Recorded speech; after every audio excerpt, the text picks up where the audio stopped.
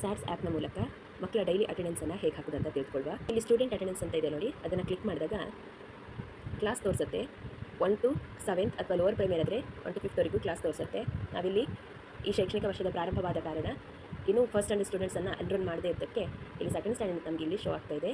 ಅದನ್ನು ಕ್ಲಿಕ್ ಮಾಡಿ ತರಗತಿನ ಸೆಲೆಕ್ಟ್ ಮಾಡಿಕೊಂಡು ಫಿಲ್ ಅಟೆಂಡೆನ್ಸ್ ಮೇಲೆ ಕ್ಲಿಕ್ ಮಾಡಿದಾಗ ಈ ರೀತಿ ನೆಕ್ಸ್ಟ್ ಪೇಜ್ ಓಪನ್ ಆಗುತ್ತೆ.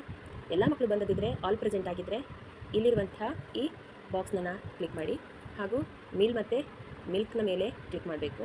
ಒಂದು ವೇಳೆ ಕೆಲವು ಮಕ್ಕಳು ಮೊಟ್ಟೆ ಅಥವಾ ಇನ್ನೂ ಕೆಲವು ಮಕ್ಕಳು ಬನಾನಾ ತಿನ್ನೋದಿದ್ದರೆ ಆವಾಗ ನೀವು ಪ್ರತಿ ಮಗುವಿನ ಎದುರು ಹೋಗಿ ಮೊಟ್ಟೆನ ಅಥವಾ ಬನಾನಾ ಅಂತ ಕ್ಲಿಕ್ ಮಾಡಿದ್ರೆ ಆಯಿತು. ಮೇಲೆ ಕಾಣ್ತಾ ಇರುವಂಥ ರೈಟ್ ಬಟನನ್ನು ಕ್ಲಿಕ್ ಮಾಡಬೇಕು. ಆವಾಗ ನಿಮಗೆ ಇಲ್ಲಿ are you sure to submit attendance ಅಂತ ಕೇಳುತ್ತೆ. ಓಕೆ ಕೊಡಿ.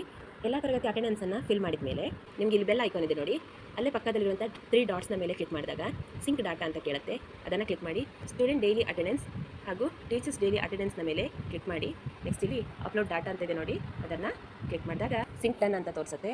ಈ ರೀತಿಯಾಗಿ ನೀವು ವಿದ್ಯಾರ್ಥಿಗಳ ಡೈಲಿ ಅಟೆಂಡೆನ್ಸ್ ಮತ್ತು ಟೀಚರ್ಸ್ ಅಟೆಂಡೆನ್ಸನ್ನು ಫಿಲ್ ಮಾಡ್ಬೋದು.